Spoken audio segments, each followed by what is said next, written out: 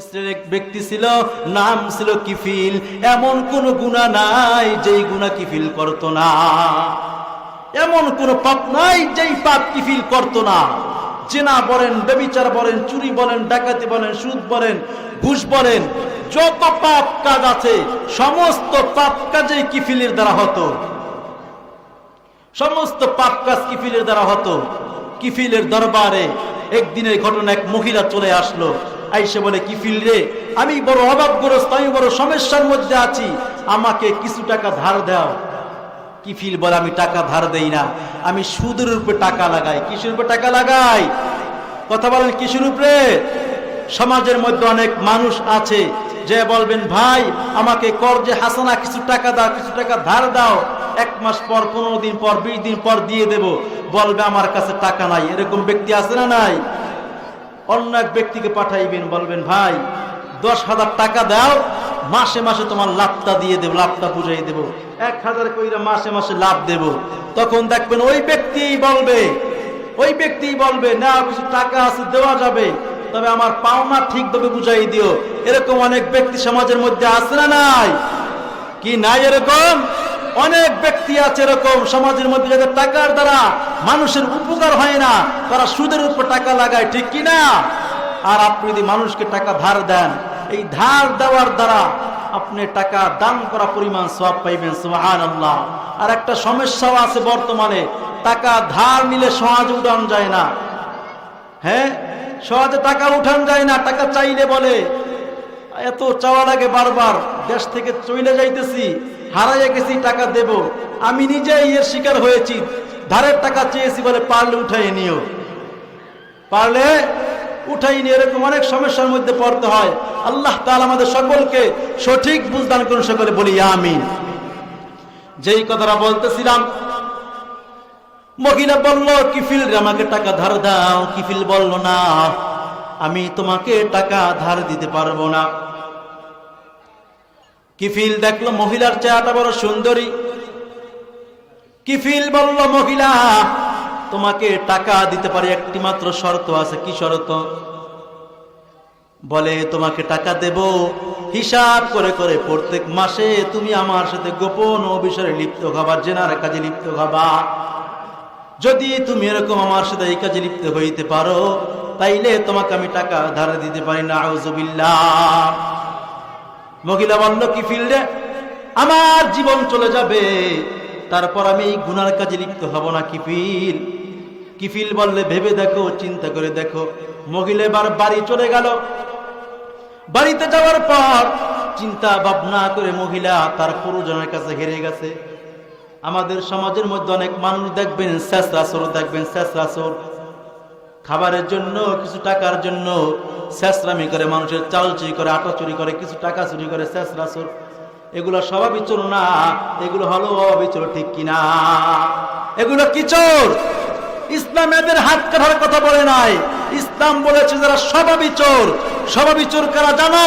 500 কোটি টাকা আছে, টেন্ডার পেয়েছে, 100 কোটি মেরে দিয়েছে, এরকম আছে না নাই? দেশের সম্পদ যা লুটপাট করে খায়, এরকম দেশের সম্পদ যারা নষ্ট করে, এগুলো হলো স্বভাবী চোর। ইসলাম বলে এই সমস্ত স্বভাবী চোরদের তোমরা হাত কেটে দাও। আর অভাবী চোর যারা আছে, এরা বিপদে পড়েই অভাবের কারণে চুরি করে, ঠিক কিনা? এই সমস্ত অভাবী চোর যারা আছে, তারা তো তাদের কারণে সমাজের মানুষগুলো ঠিকভাবে ঘুমাইতে পারে না, ঠিকভাবে থাকতে পারে না। সমাজের মানুষ যারা তারা সমালোচনা করে, অমুকে চোর, এই চুরি করে, ডাক চুরি করে, অমুক চুরি করে, তমুক চুরি করে, এরকম সমালোচনা না করে 10 টাকা, 100 টাকা, 500 টাকা, 1000 টাকা চাঁদা তুলে তাকে একটি ভ্যান কিনে দেন, একটা গাড়ি কিনে দেন, কর্মসংস্থানের ব্যবস্থা করেন, দেখবেন এমনি এমনি চুরি বন্ধ হয়ে যাবে। অনেক মেয়েরা আছে, অনেক ছেলেরা আছে, বিভিন্ন জিনার কাজে লিপ্ত থাকে, সমাজে আছে না? অভাবের কারণে এরকম বিভিন্ন গুনার কাজে লিপ্ত হয়ে যায়। তাদের সমালোচনা না করে তাদেরকে কর্মসংস্থানের ব্যবস্থা করে দেন, কিন্তু সহযোগিতা করেন, এমনি এমনি দেখবেন এগুলো ঠিক হয়ে যাবে। যাই হোক, আমি যেই কথাটা বলছিলাম, মহিলা তার পুরোজনের কাছে হেরে গিয়েছে। এবার আইসা বলে, কিফিল রে, দাও, আমাকে টাকা ধার দাও, আমি তোমার সাথে জিনার কাজে লিপ্ত হব। ইচ্ছা করি না, অনিচ্ছায় তার পুরোজনের কাছে কি করেছে? তিনি হেরে গিয়েছে পুরোজনের কাছে। এজন্য অনিচ্ছাকৃত ভাবে ইচ্ছা না থাকা সত্ত্বেও তিনি তার কাছে চলে আসছে টাকার জন্য, পুরোজনের কাছে হেরে গেছে। এবার কিফিল টাকা ধার দিয়ে দিল, মহিলা বাড়িতে চলে গেল।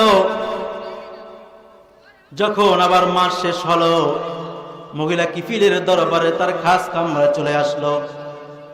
একটা অবস্থা এমন হলো যে কিফিল যখন মহিলার যতই কাছাকাছি যায়, মহিলার শরীরের মধ্যে এরকম কম্পন সৃষ্টি হয়ে গেল, কাঁপাকাঁপি শুরু হয়ে গেল শরীরের মধ্যে। কিফিল ডাক দিল, মহিলা তোমাকে আমি এই কাজের জন্য বাধ্য করেছিনি? বলে না না, আপনি আমাকে বাধ্য করেন নাই, আমি নিজের ইচ্ছায় আসছি। কেন তুমি ভয়ে কাঁপতেছো? কেন তোমার মধ্যে কম্পন সৃষ্টি হয়েছে? বলে কিফিল রে, আমার বয়স হয়েছে 10টা নারীর মতন আমারও জৈবন ক্ষমতা আছে। এর পর্দার আম্মা জান, যুবতী বোন, তোমাকে বলতেছি শোনো, এই মহিলার ঘটনা থেকে শিক্ষা গ্রহণ করো। যুবক ভাই, এই মহিলার ঘটনা থেকে শিক্ষা গ্রহণ করো। আশা করা যায় আল্লাহ তাআলা এই ঘটনার মাধ্যমে আমাদেরকে হেদায়েত দিতে পারেন কি পারেন না? হেদায়েত দেওয়ার মালিক কে? হেদায়েত দেওয়ার মালিক আমার আল্লাহ। এই জন্য গভীর মনোযোগ সহকারে শুনতে হবে। এবার মহিলার ডাক দিলে, কিফিল রে, 10টা মহিলার মতন আমার আল্লাহ তাআলা সবকিছু দিয়েছেন, জৈন চাহিদা দিয়েছেন, সবকিছু ঠিক আছে রে কিফিল, আমি কেন ভয় পাইতেছি? তোমাকে আমি ভয় করি না। আল্লাহু আকবার। কিফিল রে, তোমাকে আমি ভয় পাই না, আমি ভয় পাই আহকামুল হাকিমিন, আমার আল্লাহকে আমি ভয় পাই। কিফিল রে, আজকে আমি তোমার সাথে জেনা করব, আমার সতীত্ব আজকে তোমার কাছে বিলিয়ে দেব রে কিফিল। আর সেই কারণ যদি আমার মৃত্যু হয়ে যায়, আল্লাহ তাআলার দরবার আমি জেনা করে হয়ে উঠব। কিফিল রে, দুনিয়ার আগুন যেখানে লাগে সেখানেই পুড়ে যায়, দুনিয়ার আগুনে সহ্য হয় না। আর আল্লাহর জাহান্নামের আগুন এত কঠিন আগুন, পশমে লাগার সাথে সাথে কলিজা পর্যন্ত পুড়ে যাবে রে কিফিল। এ কিফিল, তোমাকে আমি ভয় পাই না, আল্লাহ তাআলা আযাবকে ভয়ের কারণে আমি কান্না করতেছি রে কিফিল। এই কথা যখন মহিলা বলল, আল্লাহ পাক রব্বুল আলামিনের কিফিলের জীবনের মোড় ঘুরাই দিল। সুবহানাল্লাহ। কিফিলের জীবনের মোড় ঘুরাই দিল। কিফিল ওই যে শরীরের পোশাক পর্যন্ত খুলে ফেলেছে, বসা থেকে দাঁড়াইয়া বলতেছে, মহিলা একটা দিন তাও বাধ্য হইয়া তুমি জেনা করতেছো, ঠিক কিনা? বাধ্য হয়ে তুমি জেনার মতো কাজ করতে আসছো। আর আমি জীবনে কত জেনা করেছি, কত অন্যায় করেছি ও মহিলা, তাই তোমার মধ্যে এত ভয়, তাই তোমার মধ্যে এত ভয় কাজ করতেছে। আর আমি জীবনে কত গুনাহ করেছি, কত জেনা করেছি, কত অবিচার করেছি। আল্লাহ তাআলার দরবারে আমি কি জবাব দেব? আল্লাহ তাআলার দরবারে আমার কি অবস্থা হবে? এই কথা বলিয়া মহিলাকে বলতেছে, মহিলা ওই যে তোমাকে আমি 60 দিরহাম দিয়েছিলাম, যাও যাও, ওই 60 দিরহাম আমি তোমাকে সদকা করে দিলাম। সুবহানাল্লাহ। আর আজ থেকে আমি খাস তওবা করলাম, আর আমি কোনদিন কোন গুনার কাজ করব না, আমি আল্লাহ তাআলার ইবাদত বন্দেগী করব। সুবহানাল্লাহ। যারা বলে নারে তাকবীর, নারে তাকবীর। আল কোরআনের আলো, আল কোরআনের আলো, আল হাদিসের আলো, কোরআন সুন্নাহর আলো। মাহফিল আছে যেখানে, মাদ্রাসা যেখানে, কোরআন হাদিস যেখানে, নারে তাকবীর। আপনারা সকলে খুশি না বেজার? আজকে এই মাহফিল পেয়ে খুশি না বেজার? সকলে শুকর আদায় করে আলহামদুলিল্লাহ। কিফিল মালিকের দরবারে খাস তওবা করলো। তওবা করে আল্লাহ তাআলা গুনাহ মাফ করেন কি করেন না? ওয়াদা করেছেন, খালেস নিয়ে তওবা করলে আমি আল্লাহ তাআলা তোমাদের জিন্দেগীর সব গুনাহ মাফ করে দেব। সুবহানাল্লাহ। এমনকি নবী করিম সাল্লাল্লাহু আলাইহি ওয়াসাল্লাম বলেন, আত-তাইবু জামবিলা কামাল্লা জামবালা। এই হাদিসের মধ্যে আসছেন নবী করিম সাল্লাল্লাহু আলাইহি ওয়াসাল্লাম বলেছেন, খালেস ভাবে তওবাকারী ওই ব্যক্তির ন্যায় যেই ব্যক্তির কোনো গুনাহ নাই। খালেস ভাবে তওবাকারী ওই ব্যক্তির ন্যায় যেই ব্যক্তির কোনো গুনাহ নাই। হায়াতের মালিক কে? মওতের মালিক কে? মাহফিল থেকে বাড়ি ফিরে যাইতে পারবেন কোনো গ্যারান্টি আসেনি। আমি বক্তার কোনো গ্যারান্টি আসেনি না, বন্ধু কোনো গ্যারান্টি নাই। আল্লাহর এই কি হুকুম, কিফিল যেই দিন রাত্রে কম কাজ তওবা করেছে ওই দিনেই কিফিল, ওই রাত্রেই কিফিলের মৃত্যু হয়ে গেছে। ওই রাত্রেই কিফিলের যখন মৃত্যু হয়ে গেল, মহল্লার মধ্যে এরকম আনন্দ মিছিল হইতেছে, জালেম মরছে বড় ভালো হয়েছে, কাফের মরছে বড় ভালো হয়েছে, ঠিক কিনা? সমাজের মধ্যে দেখবেন অনেক কৃষক, ভ্যান চালক, ড্রাইভার ভাইয়েরা, গরিব মানুষ মারা যায়, সমাজের মানুষগুলো আফসোস করে লোকটা বড় ভালো ছিল, অনেক ভালো একজন ব্যক্তি ছিল, ব্যক্তি মারা যাওয়াতে মানুষগুলো আফসোস করে কি করে না? আবার সমাজের মধ্যে অনেক বড় বড় টাকাওয়ালা আছে, সম্পদওয়ালা আছে, তো ব্যক্তি হলো জালেম, ঠিক কিনা? সামনে সামনে সালাম দেয়, পিছনে গেলে এবার একটা জালেম গেছে, ঠিক কিনা? অনেক নেতা আছে বা টাকাওয়ালা সম্পদওয়ালা আছে, তাদেরকে মানুষ সামনে সামনে সালাম দেয়, পিছনে গেলে গালি দেয়, ঠিক কিনা? অনেক মানুষ আছে, নেতা আছে, বড় বড় টাকাওয়ালা সম্পদওয়ালা আছে, তারা মৃত্যুবরণ করলে মানুষগুলা ইন্না বলে না, আলহামদুলিল্লাহ বলে, ঠিক কিনা?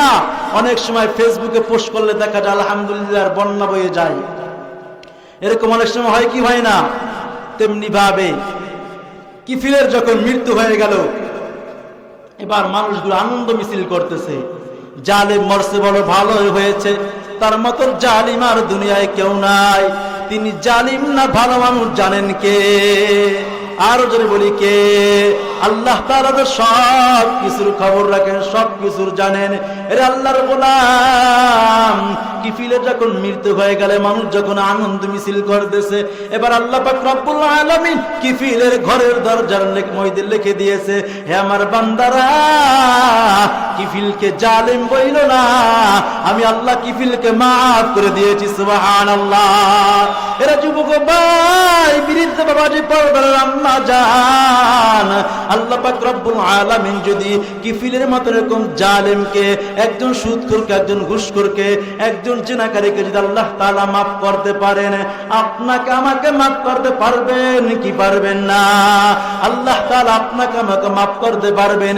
এই জন্য উচিত হলো আমাদের সব সময় গুনাহ হয়ে যাওয়ার পর অনুতপ্ত হওয়া, আল্লাহর দরবারে খালেসের তওবা করা, ঠিক কিনা?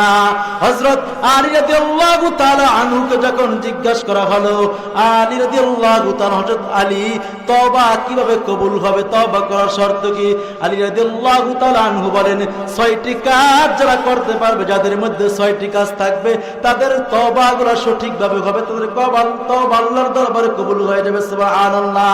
1 নাম্বার হলো যেই গুনাহগুলো করেছে এই গুনার জন্য অনুতপ্ত হওয়া। কি হওয়া? অনুতপ্ত হওয়া। এই গুনার জন্য অনুতপ্ত হওয়া। 2 নাম্বার হলো নিয়ত করা, এই গুনার জীবনে করবে না, সামনে কখনো আর এই গুনাহগুলো করবে না, এটার একটা নিয়ত করা। কোন বান্দার যদি হক নষ্ট কইরা থাকি, কোন সম্পদ নষ্ট কইরা থাকি, হক নষ্ট কইরা থাকি, জায়গা জমি হইতে পারে, টাকা পয়সা হইতে পারে, বিভিন্ন হক যেগুলো আছে, এই হকগুলো যদি এরকম নষ্ট কইরা থাকি, সেগুলো এরকম আদায় করে দেওয়া, কি করে দেওয়া, পরিশোধ করে দেওয়া। আর যদি হাত দ্বারা হয়, মুখের দ্বারা কোনো অন্যায় হয়ে যায়, এগুলো বান্দার কাছ থেকে ক্ষমা চেয়ে নেওয়া। কি করা? ক্ষমা চেয়ে নেওয়া। এবং যেরকম ভাবে গুনাহের কাজ, যেরকম আমার স্মরণ ছিল, কি ছিল? স্মরণ কি ছিল? আমার নিজের চোখে আমি গুনাহের কাজ যেরকম ভাবে দেখতে পেরেছি, তেমনি ভাবে আমি যে কোন নেক কাজ করতে পারতেছি, এটা আমার নিজের চোখে দেখা, আমার স্মরণ রাখা, ঠিক কিনা? এই কাজগুলো যখন আমার মধ্যে হবে, এগুলো যখন আমার মধ্যে হয়ে যাবে, তখন আমার তওবাটা আল্লাহর দরবারে কবুল হবে, ঠিক কিনা? আল্লাহ তাআলা আমাদের সকলকে এই শর্তগুলো পালন করার মতন তৌফিক দান করে বলি আমিন। এর আল্লাহর গোলাম, আর অল্প সময়ের মধ্যে আমি আপনাদেরকে ছেড়ে দেব, অল্প সময় আলোচনা করব, অন্তরটা একটু নরম কইরা দেই রে বাবা। দুনিয়ায় সবাই গুনাহগার, বক্তাও গুনাহগার, শ্রোতাও গুনাহগার, আমরা যারা সকলেই গুনাহগার, ঠিক কিনা? আর যদি গুনাহগার হয়ে অন্ধকার কবরে যায়, ওই কবরটা আপনিও সহ্য করতে পারবেন না, আমিও সহ্য করতে পারবো না। রহমাতুল লিল আলামিনের দরবারে আমরা তো তওবা করতে চাইই না। আর তাদের অবস্থা কি ছিল একটু দেখেন, নবীজির সাহাবীদের অবস্থা কি ছিল। রহমাতুল লিল আলামিনের দরবারে একজন মহিলা চলে আসলো, আয়েশা বলে, ইয়া রাসূলুল্লাহ, ইয়া হাবিবাল্লাহ, আমি জিনা করে ফেলেছি, আমাকে বিচার করে দেন, আমার শাস্তি দিয়ে দেন। নবী করিম সাল্লাল্লাহু আলাইহি ওয়াসাল্লাম বলেন, তুমি যে জিনা করেছো তার প্রমাণ কি? প্রমাণ লাগবে না? হ্যাঁ, আমরা এক পক্ষের কথা শুনে এখন অনেক সময় বিচার করি, এক পক্ষের কথা শুনে অনেক মন্তব্য করে থাকি, আলেম আমাদেরকে গালি দেই, বিভিন্ন মানুষদেরকে কটূক্তি করে, এরকম করি কি করি না? এক পক্ষের কথা শুনে কখনো রায় দেবেন না, বিচার করবেন না। উভয়ের কথা শুনে তারপর আমাদেরকে বিচার করতে হবে। দুনিয়াতে সবচাইতে শ্রেষ্ঠ বিচারক হচ্ছে রহমাতুল লিল আলামিন, ঠিক কিনা? দুনিয়াতে সবচাইতে বড় আইনদাতা হচ্ছে রহমাতুল লিল আলামিন। দুনিয়াতে সবচাইতে বড় রাজনীতিবিদ হচ্ছেন রহমাতুল লিল আলামিন, ঠিক কিনা? দুনিয়াতে সবচাইতে বড় রাষ্ট্রপ্রধান ছিলেন আমার নবী রহমাতুল লিল আলামিন, ঠিক কিনা? আর এখন তো আবার এগুলো বললে আবার অনেকে মনে কষ্ট লাগে, হুজুর সব সুন্নাতের খালি আমলের কথা বলবেন, রাজনীতির কথা মুখে ভুলেও বলবেন না, সেগুলা তার জমানায় চলে গেছে, এখন আর বলার দরকার নাই। এরকম অনেকে বলে কি বলে না? শুনে রাখেন, যেমনি ভাবে এরকম টুপি মাথায় দেওয়া, দস্তরখানা খানা খাওয়া যেরকম সুন্নাত মনে করি, দাড়ি রাখা ওয়াজিব, এটা থেকে আমরা যারা সুন্নাত মনে করি, এরকম নবীজির সুন্নাত যে আমল করি, এগুলো যেরকম মানি, আর রাষ্ট্রীয় পর্যায়ে যদি আপনার মধ্যে যদি এরকম রাষ্ট্রের ক্ষমতা যদি ইসলামকে প্রতিষ্ঠিত করার চেষ্টা আপনার মধ্যে না থাকেন, আপনি পীর হইতে পারেন, মুফতি হইতে পারেন, মুহাদ্দিস হইতে পারেন, হাদিস হইতে পারেন, নামাজি হইতে পারেন, আপনি কোন পর্যন্ত মুসলমান হইতে পারেন না, ঠিক কিনা? কারণ মুসলমানের এটা একটা অঙ্গীকার থাকতে হবে, আল্লাহর জমিনে আল্লাহর দ্বীন প্রতিষ্ঠিত করার অঙ্গীকার মুসলমানের মধ্যে থাকা চাই, ঠিক কিনা? কষ্ট পাইছেন নি? কষ্ট পাইছেন? কষ্ট পাইেন না, সঠিক কথা আমাদের বলতেই হবে। দেখ সম্মানিত হাজিরিন, নবী করিম সাল্লাল্লাহু আলাইহি ওয়াসাল্লাম মহিলাকে জিজ্ঞেস করলো, তুমি যে জিনা করেছো তার প্রমাণ কি? বলে, ইয়া রাসূলুল্লাহ, সবচেয়ে বড় প্রমাণ হচ্ছে আমার গর্ভের মধ্যে সন্তান চলে আসছে, আমি অন্ধসত্তা, আমার গর্ভের মধ্যে সন্তান চলে আসছে, আমার বিচার করে দেন। নবী করিম সাল্লাল্লাহু আলাইহি ওয়াসাল্লাম বলেন, অপরাধ করেছো তুমি, তোমার গর্ভের সন্তান কোন অপরাধ করে না, ঠিক কিনা? এই সন্তানকে তুমি দুনিয়াতে আনার ব্যবস্থা করো, সন্তান দুনিয়াতে আসবে, তারপরে তোমার বিচার করা হবে। সন্তান যখন দুনিয়ায় চলে আসলো, মনোযোগ সহকারে কথাগুলো শুনি, সন্তান যখন দুনিয়াতে চলে আসলো, নবীজির দরবারে চলে আসলো, ইয়া রাসূলুল্লাহ, আমার ফয়সালা করে দেন, আমার বিচার করে দেন। এবার নবী করিম সাল্লাল্লাহু আলাইহি ওয়াসাল্লাম বলতেছেন, তোমার সন্তানের হক আছে, সন্তানকে দুধ পান করাইতে হবে, এই হক আদায় করো। সন্তান যখন নিজের ইচ্ছায় খানা খাইতে পারবে, তারপরে তোমার বিচার করা হবে। সন্তানকে নিয়ে চলে গেলেন। সন্তান যখন আস্তে আস্তে খানা খাইতে খাইতে দেখা যায় কিছু রুটি খাইতেছে, সন্তানকে শিক্ষা দিতেছে, রুটি খাওয়া, শক্ত খাবারের ট্রেনিং করতেছে, সুবহানাল্লাহ, ট্রেনিং করতেছে শক্ত খাবার খাওয়ার জন্য। এবার সন্তান যখন এরকম শক্ত খাবার খাইতেছে, নবীজির দরবারে চলে আসলো। আয়েশা সন্তানকে এরকম রুটি হাতে দিয়ে নবীজির সামনে সাইরা দিল। সাইরা বলে, ইয়া রাসূলুল্লাহ, ইয়া হাবিবাল্লাহ, আমার সন্তান শক্ত খাবার খাইতেছে, নবী আমার সন্তান খাবে না, খাইতে পারে, দয়া মায়া করি আপনি আমার বিচার ফয়সালা করে দেন।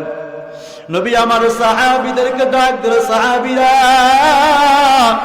গর্ত খনন করো, এই মহিলার বিচার করতে হবে, এই জিনাকারীর বিচার করতে হবে।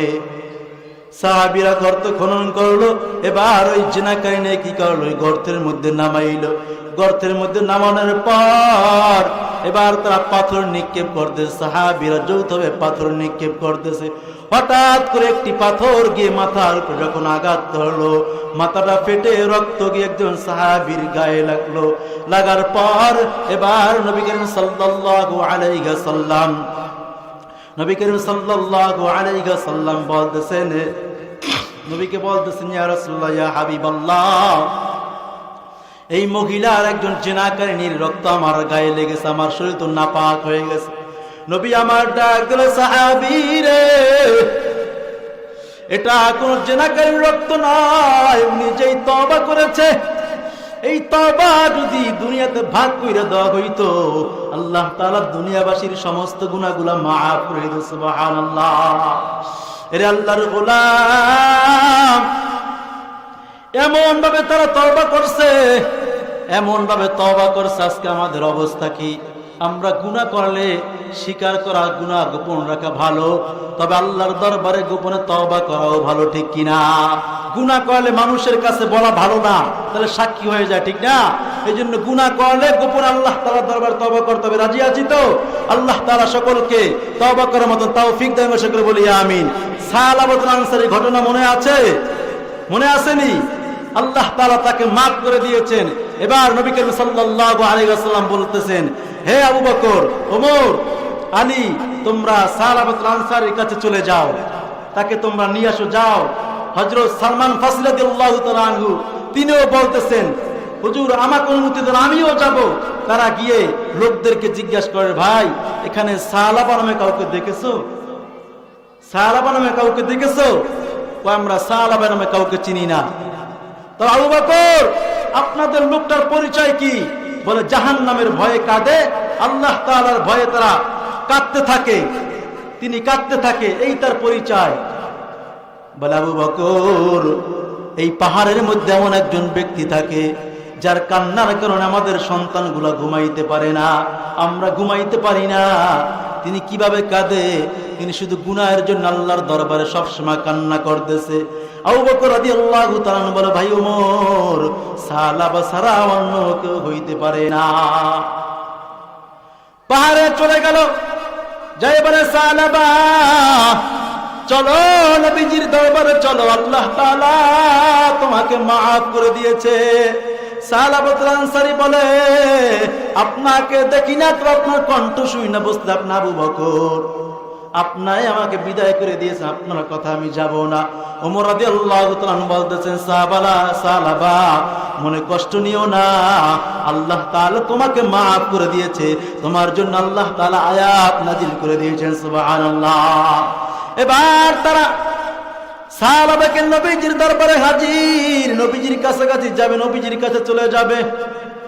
ফজরের নামাজের আজান হয়ে গেছে। নবী করিম সাল্লাল্লাহু আলাইহি ওয়াসাল্লাম ফজরের নামাজের ইমামতি শুরু কইরা দিছে, সালাওয়াতুল আনসারের নামাজে শরীক হয়ে গেছে। নবী করিম সাল্লাল্লাহু আলাইহি ওয়াসাল্লাম সূরাতুত তাকাসুর তেলাওয়াত শুরু করো, আলহাকুমুত তাকাসুর হাত্তা যুরতুমুল মাকাবির। বিকট আওয়াজ শুরু হয়ে গেছে, হাত্তা যুরতুমুল মাকাবির, বিকট আওয়াজ, এমন আওয়াজ কোনদিন কেউ শুনে নাই। নবী করিম সাল্লাল্লাহু আলাইহি ওয়াসাল্লামের নামাজ যখন শেষ হলো, বলে, সাহাবীরা, এত বিকট আওয়াজ কে করলো? বলে, হুজুর আমার, আপনার সাহাবী সালাবাতুল আনসারী বিকট শব্দ করেছে, তিনি এরকম জমিনের মধ্যে পড়ে আছে। নবী করিম সাল্লাল্লাহু আলাইহি ওয়াসাল্লাম সালমান ফারসি রাদিয়াল্লাহু তাআলাকে বলতেন, সালমান রে, সালাবার হাতে মুখে এরকম পানি দাও, দেখুনি হুঁশ ফিরে আসে। পানি দিল, তিনি তার এরকম তিনি টেস্ট করে দেখে, সালমান ফারসি ডাক দিয়ে বলে, নবী আমার, আপনার সাহাবী আর দুনিয়ায় বেঁচে নাই, আপনার সাহাবী আর দুনিয়ায় বেঁচে নাই, দুনিয়া থেকে বিদায় নিয়ে চলে গেছে। তার মেয়ে খামসানা কান্নায় ভেঙে পড়লো, ডাক দিল, নবী আমার, আমি তো পুরো এতিম হয়ে গেলাম। বাবা কলে বলে, বাবা, তুমি তো তোমার ওয়াদা পালন করেছো, আমি তো বাবা হয়ে হারা হয়ে গেছি রে বাবা, আমি এখন কাকে বাবা বইলা ডাকবো?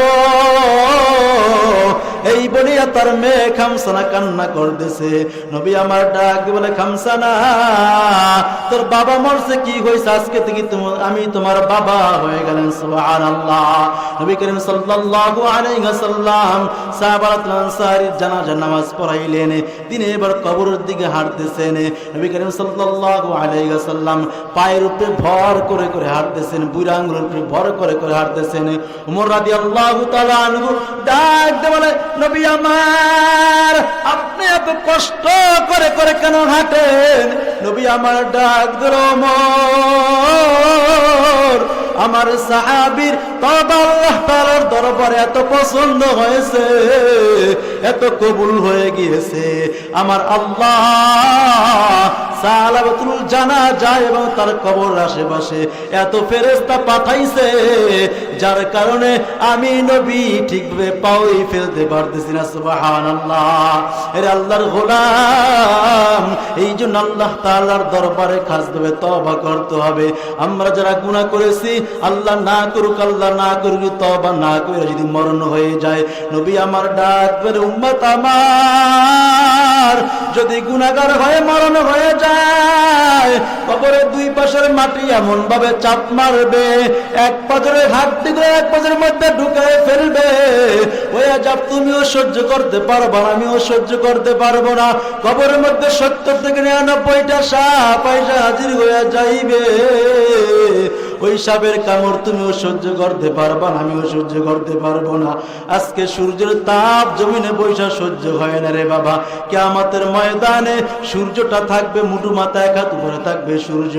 সূর্যের তাপের কারণে কিয়ামতের ময়দানে মাটি হয়ে যাবে তামা, হয়ে যাবে তামা। এর আল্লাহর গোলাম, সূর্যের তাপের কারণে নাফরমান বেঈমানের মাথার মগজগুলো টাস টাস করে ফেটে যাবে। এরকম ঘামের কারণে কারো হাঁটু বরাবর, কারো কোমর বরাবর, কেউ বাবার বুক বরাবর, কেউ বাবার ঘামের মধ্যে এরকম সাঁতার কাটতে থাকবে।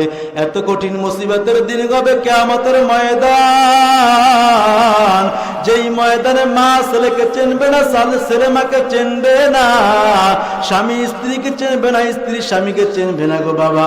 এত কঠিন মুসিবতের দিন হবে কিয়ামতের ময়দান। ওই আযাব তুমিও সহ্য করতে পারবা না, আমিও সহ্য করতে পারবো না রে বাবা। দুনিয়ার আগুন যেখানে লাগে সেখানেই পুড়ে যায়, আর জাহান্নামের আগুন এত কঠিন আগুন, পশমে লাগার সাথে সাথে কলিজা পর্যন্ত পুড়ে যাবে। এর পর্দার আম্মা জান, যুবক ভাই, বৃদ্ধ বাবাজি, ওই আযাব কি সহ্য করতে পারবা না? না, কেউ সহ্য করতে পারবো না। আরে আল্লাহর গোলাম, ওই আযাব থেকে যদি মুক্তি চাও, যাও আল্লাহ তাআলার দরবারে খাসভাবে তওবা করো। জীবনে অনেক তওবা করেছো, আজকে এই ময়দান থেকে প্রধান মেহমান যখন বয়ান করবে, আখিরি মোনাজাতের মাধ্যমে আমরা এখান থেকে বিদায় নেব। খাসভাবে মালিকের দরবারে তওবা করব এবং চোখের পানি ছেড়ে দিয়ে মালিকের দরবারে কান্না করব, ঠিক কিনা?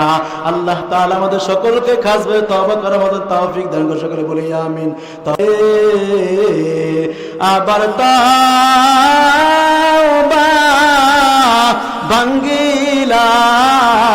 ভাঙ্গিলাম, অবশেষে খাঁটি তওবা করিলাম, অবশেষে খাঁটি তওবা করিলাম। এ জীবনে না করিলাম বন্দেগী, গুনাহ করে কাটাইলাম জিন্দেগি, গুনাহ করে কাটাইলাম জিন্দেগি। যত আল্লাহর ওলি হইল কান্দিয়া, গুনাহগার হইলাম গুনাহ করিয়া, গুনাহগার হইলাম গুনাহ করিয়া। জীবনে না করিলাম বন্দেগী, গুনাহ করে কাটাইলাম জিন্দেগি গুনাহ করে কাটাইলাম জিন্দেগি অবশেষে খাঁটি তওবা করিলাম সবাই বলেন অবশেষে খাঁটি তওবা করিলাম অবশেষে খাঁটি তওবা করিলাম